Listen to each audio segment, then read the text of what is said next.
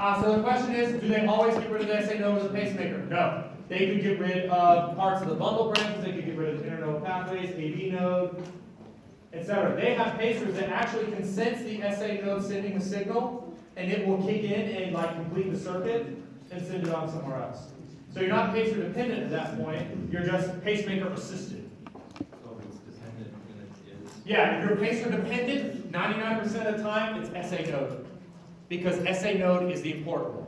Okay? So, all these things are linked by gap junctions, right? So if I were to come over here and I were to if I were to draw a bunch of cells through here, alright? So these are a bunch of nodal cells that are right up against each other. Those little circles, I know. What one could do is draw a line like this through them. And you'll have ions that actually travel through these gap junctions and get shared amongst all the nodal cells. So they actually tunnel through those gap junctions. They're like the tubes at McDonald's that take you from the ball pit to the slide. That's what these are. So they go from point A to point B, and they allow ions to travel through them from cell to cell.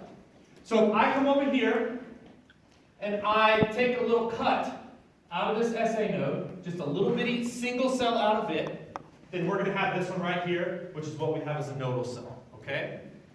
If I come over here and I take a single little piece right next to it, but I'm out of the muscle part of the heart, then this is what we're going to have over here, and this is what we would call the contractile cell or the muscle cell. And I'll even write it right below muscle cell. Okay? There, nodal cell, there. Okay, so you have a nodal cell, and you have a muscle cell, and you know this is a muscle cell because what is this right here? Ooh, that's the sarcomere, right? So we got thick filaments, we got thin filaments, we even have troponin, there's actin, there's myosin, there's tropomyosin, all of it's still there. We even have, what do you think this thing is? A good old sarcoplasmic reticulum. And then this big thing here, a T-tubule. So it's just like skeletal muscle in many ways, except it's linked by these tubes. Those are our gap junctions. Okay, so I come over here, I write the word gap junctions. Anybody have histology? Anybody have histology? What is the hallmark of cardiac muscle? Like, what is the one thing you know you're looking at when you see cardiac muscle? Oh, the intercalated discs. Intercalated discs. I say intercalated. Intercalated is also perfectly reasonable. All right? These are these really dark bands that show up on microscope slides when you look at cardiac tissue. What are they made of? Like, what is an intercalated disc made of? Well, what is it that's linking those two cells together? Gap junctions, and then there's something in between them, right? So you see this thing right here that I've drawn that looks like two purple dudes handshaking? This is something called a desmosome. Okay? So we've got gap junctions, and then we've got, and I'm just going to write it right here, desmosomes. Okay? And if you take a desmosome and gap junctions, and you put a whole bunch of them in between cells, do you know what that looks like on a histological slide under a microscope? It looks like a dark band. So the intercalated discs are gap junctions and desmosomes. There are so many gap junctions and desmosomes between these cells that it shows up as a super dark band. So there is a lot of them. And all that's doing is these gap junctions are serving to share things from cell to cell, and desmosomes are holding on for dear life. They are sitting here just grabbing onto it. Desmosomes, the gap junctions are made of these proteins called connexins, and the desmosomes are made of several different ones. Specifically, it's got some keratin in there, it's got some desmoplakin, and it's got one or two other things. We're not too worried about it, but there was a comment that said they wanted me to go more in depth on certain things and use relevant terms. So I'm trying to say the words now, proteins like desmoplakin and connexins. There, look at that, address it. I wish that was a mic, but it's not. So, we have these things and they're connected to one another. So, all day, every day, your heart is going to be beating, all right? So, over here, this nodal cell, I'm going to use this graph to represent what's happening in the nodal cell, okay? So, First and foremost, this is the actual name of them, so don't think that I'm making this one up, because I thought it was made up too. There are these sodium channels inside nodal cells, specifically SA nodal cells, and their names are literally called funny sodium channels. They're called funny sodium channels, okay? And funny sodium channels are going to leak in small amounts of sodium ions all day, every day, okay? I'll even write it right here.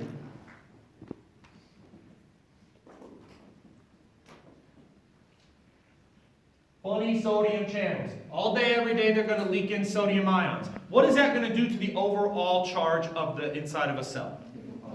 It's going to make it more positive. So right over here, if we use this little bottom line, all right, so you notice how I did that in green, and how I did these in green. This is very important that you understand that this is going to be more than just one ion that's causing these things to depolarize. Now, nodal cells, okay, nodal cells, what do you think their resting membrane potential is? Okay, actually, yeah, sure, -60 right on. Don't, good for you. So they're going to sit right here at -60. And these funny sodium channels are going to raise the charge of the inside of the cell, but it's only going to raise it about 5 millivolts. So this is going to take it to roughly -55 millivolts. Okay? Now, threshold potential of this is going to sit somewhere at about -40 millivolts. Okay? So we've got to have something that takes the cell from -55 to -40, right? So what ends up happening is that we've got these funny sodium channels leaking in and bringing it to about -55 millivolts. And once it hits -55 millivolts, the big players kick in. Okay? First one that kicks in is these purple dudes that I've written here, and they're going to be called T-type calcium channels. Okay? That's going to be these. And what kind of ion do you think they're going to let in? Calcium. Calcium. Wow, you all are geniuses. So T-type calcium channels are going to open, and it's going to drive it from -55 all the way up to 40 millivolts, to -40 millivolts, okay? It's going to take it to threshold potential. Once we hit threshold potential, the next set of channels opens, which, what do you think that's going to let in? What ion do you think it could let in? Well, what are our choices? I heard someone whisper potassium somewhere. What else could it let in? Chloride ions. Anything else? More sodium or more calcium. So, it is going to open up and it's going to let in even more calcium. Okay? And these are going to be L-type calcium channels. Okay? L-type Ca2+. Now, when these L-type calcium channels open, it is going to blast. Okay? And it's going to take it super positive. And as a matter of fact, it's going to take it so positive that it hits roughly, how high do you think it should hit? Plus what? How about plus 40? So it goes all the way up to plus 40 millivolts. So, funny sodium channels are going to leak in sodium, bring the cell to -55. That's going to open T-type calcium channels that takes it up to -40, which opens L-type calcium channels that takes it all the way up to plus 40. Up until this point, are there a little bit of ions or a lot of ions inside the cell? Lots. There's sodium, there's tons of calcium, all over the place. So if I start filling this up with ions, what do you think some of them would do? Some could dissipate out, sure. What else could they do? What about those playhouse tubes? What about the gap junctions? So many ions come into this that some of them actually start traveling over through the gap junctions. And that positivity that's happening in here travels through the gap junctions and it hits here. And this becomes more positive. Now, you're sitting here thinking, Dr. Forshit, can we repolarize that first cell before we go into this one? No, because they're linked. Okay? So I'm going to depolarize both of them, and then I'll show you how they both repolarize. Okay? So here, the calcium ions that are inside of here, and some of the sodium as well, they travel through these gap junctions, and they come over here and they make this cell more positive. This cell here is going to be our good old muscle cell, remember? So this muscle cell is going to be down here. Now, if this one sits at negative 60, what do you think resting membrane potential of the muscle cell is going to be? Do you think negative 60 again? It's going to be way lower. This one sits at negative 90. Okay? And those leaking over come over here and they drive this to become more positive. And they drive it to become more positive until it gets the threshold potential for this cell, which is at roughly negative 70. Okay? So, the ions that leak over from a neighboring cell drive this to be more positive, up to threshold potential of negative 70,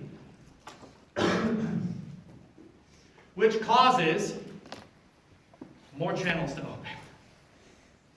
So in this case, what channel do you think it's going to open? What are you drawn to say?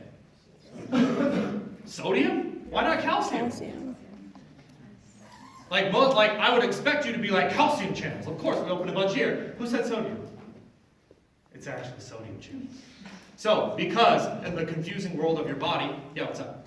Sorry, what? You could- The ions that leak over from a neighboring cell. So the question was, what causes it to be negative 70 again? Ions that come over through gap junctions from a neighboring cell. So this causes sodium channels to open. Oh boy. Ooh. And these sodium channels, they don't just open a little bit, they open absurdly.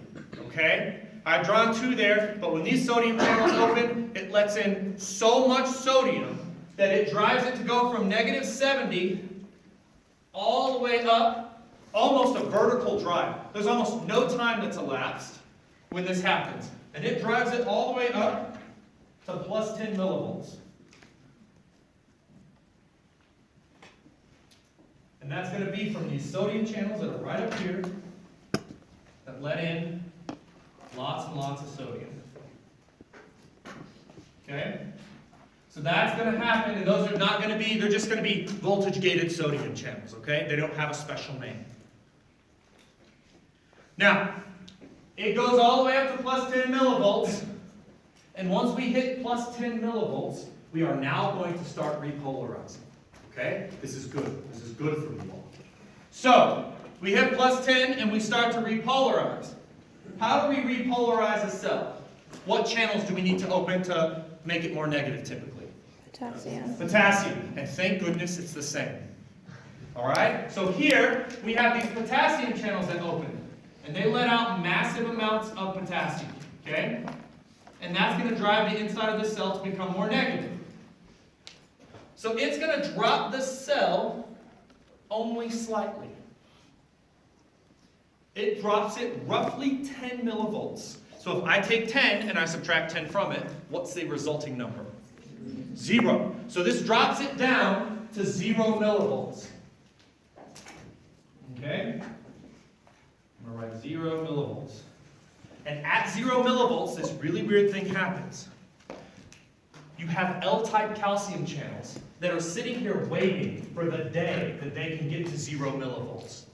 This happens so fast that it blows by 0 millivolts before they can even open.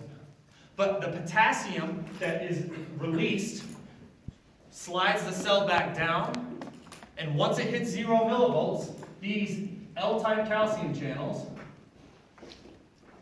open, and they let in calcium. And they let in calcium at roughly the same rate that potassium is leaving. So what is the net change if something is coming in at the same time something else is going out? 0. No change. So this plateaus. So this comes all the way down here and it plateaus. And it plateaus for about 250 milliseconds. And in your body, that is a long time. So for 250 milliseconds, all right, remember, once we hit plus 10, those potassium channels open, and that actually closes these sodium channels. So there's no more sodium coming in for just a moment. There's nothing but potassium moving. That's the only ion.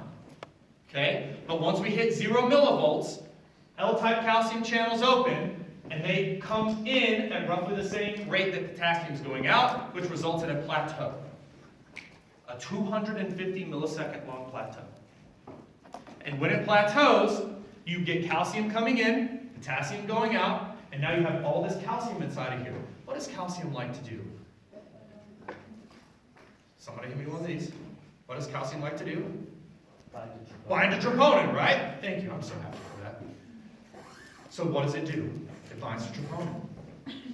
So this calcium here, it will make its happy little butt all the way around here, and it will bind to troponin. But wait, there's more. While it's doing that, the sarcoplasmic reticulum is sitting here just minding its own business, right? What opens up a sarcoplasmic reticulum in a skeletal muscle cell? The ryanodine receptor. So what do you think opens up sarcoplasmic reticulum of a cardiac cell? A ryanodine receptor, a specific one. This is a type 2 ryanodine receptor. All right, so you see this little dude right here? I'm just going to write RYR2 because it's a ryanodine type 2 receptor. And this ryanodine type 2 receptor is going to bind to something very specific. In skeletal muscle, that ryanodine receptor, how did you make it change?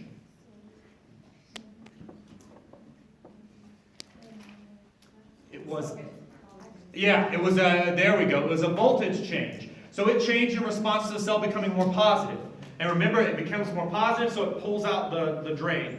Here, this does not respond to positivity or negativity changes or any sort of potential changes inside the cell. It responds to calcium. This is a very specific process that we don't know a whole lot about called calcium-induced calcium release. Okay? It's CICR. And what happens is calcium will either bind to this ryanodine receptor itself, or it will bind to another protein that will then bind to it. Calcium-induced calcium release. Calcium comes into the cell, binds to ryanodine type 2 receptors, and causes these receptors to open a hole in them that lets more calcium out. Why? Because Jesus. Do what the other calcium was supposed to do. Well, mainly because this is not a lot of calcium. So the question is, why can't this calcium just do it? Why do we even have this? Well, there's not a lot of calcium. Alternatively, what if I wanted to bind to like all the troponins at once? Would I need a lot of calcium or a little calcium? A lot. So if I wanted to have all of my sarcomeres contract at once to increase the strength of a contraction, then I need more calcium. Therefore, this calcium goes and it induces a release from this sarcoplasmic reticulum right here that causes more calcium to come out, and it binds to this. Calcium-induced calcium release. So, the calcium goes and binds to the troponin. It does its muscle thing like we just talked about last time, and your heart contracts. All of that for a single heartbeat. And it happens 60 to 80 times per minute. If you take that and you multiply it by, 24 times 60 times 60, that would be how many times you do it in a day. And then multiply that number by 365, and I'll tell you how many times you do it a year. Needless to say, calcium, sodium, and potassium are highly important to your body. So, now, all of this is happening. We have to reset the cell, yes? So very easily, I will come over here and I'll tell you about the nodal cell first. This is the easy. So, when we hit plus 40 millivolts in a nodal cell, these channels here open and let out potassium. Okay? And when they let out potassium, they do so pretty forcefully, and it drives the cell to become more negative. And it drives it all the way back down to resting membrane potential. While that's happening, our funny sodium channels, what are they still doing? They're still leaking sodiums in. So as soon as it gets back down to negative 60 millivolts, you know what it does? Comes right back up. And that starts to do it all over again. For this here. Why is that a blue? Oh, that's a blue. And this immediately starts coming back up so that it can reset the cycle. And this is how you generate that automatic depolarization, is this leaky sodium, or these funny sodium channels that leak, and once you repolarize it, it's already depolarizing itself again. So it's this cyclical motion of sodium is helping it become more positive, T-type, L-type, potassium brings it more negative. Sodium brings it more positive, T-type, L-type, potassium brings it more negative. And it's this wave that's just sitting here all day, every day. Now, once those potassium channels open, the calcium channels, they all close. Okay? So there's no more calcium that's coming in here, and the calcium can no longer come over here, right? So here's what happens. This calcium here has got to get out of the cell somehow. Most of it is just going to travel over and get kicked out on this side, okay? This cell here, we're good with. I just depolarize it, I repolarize it. This cell here, we've got tons of calcium, it's just blasted out of the sarcoplasmic reticulum everywhere. We don't know what to do with it. So instead, what happens is after 250 milliseconds, and we're unsure of why this happens, but after 250 milliseconds, L-type calcium channels just close. They just, done. Screw you, we're finished. And that means the only thing that's left open is potassium channels, which means this here loops right back down and becomes back to our resting membrane potential of negative 90 millivolts. The calcium that's floating around inside of this has several options that it can take. The first option that it can take is it can be pumped back into the sarcoplasmic reticulum. Okay? And it can do so by switching places with a hydrogen ion and a little bit of ATP. What's up? Real quick, so in the, oh my gosh, I'm totally space on this. The nodal cell? Yeah. Sodium is constantly leaking in. Does that ever, like, is it leaking out as well? Or, so is it just... So the question is, wait a minute, if sodium's leaking in here all day, every day, how does it get back out? What is on every cell ever that we talked about, like literally the first day of class? Sodium, potassium, pumps. But, so do we, is our sodium potassium pump something that we need to worry about when it comes to knowing about? At this point, I'm gonna agree that you probably know what a sodium potassium pump is. So I'm not gonna sit here and make you like list that as something that's happening. It's happening. You should know it's happening, but I'm not gonna like sit here and like dock you points for not doing it. And is sodium potassium, or does potassium affect the overall, like, what's, gosh, what am I trying to say? So potassium doesn't really have a specific role to play in the nodal cell? So in the nodal cell, potassium's only role is to rush out to reset the to repolarize it. Okay. Yeah, the question was, what role does potassium play? It rushes out to repolarize the cell. Okay, so this calcium here is going to get pumped back into the sarcoplasmic reticulum with a hydrogen ion and a little bit of ATP. This is an active transport process. This could be considered a symporter or an antiporter. Calcium also gets pumped out the side of the cell, so it gets pumped out into the extracellular fluid. And it does so by switching places with a hydrogen ion or with a sodium ion. So calcium can either get pumped out of the cell by switching places with a hydrogen or a sodium ion, or it gets reuptaken back into the sarcoplasmic reticulum. That's how your heart contracts. It's reset, it's done. How you feeling?